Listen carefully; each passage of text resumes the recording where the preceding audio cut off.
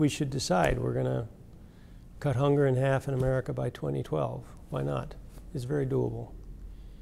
We don't have to have millions of kids going hungry in the United States of America, and you could cut the problem in half within a few years. So we need the goals. I think in terms of policies, I think you need some assistance programs for people who are really, really poor. Let's be clear that not everybody can support himself. There are some people who have disabilities or elderly or in other ways they're not going to be able to support themselves. And so you need some assistance programs for people who are poor or disabled. And then you need programs that help working people in a way so that work pays. So that, the Bible says if you don't work, you shouldn't eat. I think the corollary of that is if you do work, you ought to be able to eat.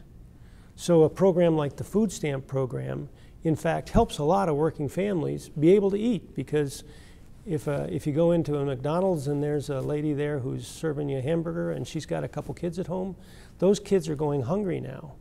So we want to have work support programs like the food stamp program or earned income tax credit that make work pay for the working poor. And then I think beyond that, we need to address the economic vulnerability of large numbers of Americans. Half of all Americans live part of our lives under the poverty line. Half of us.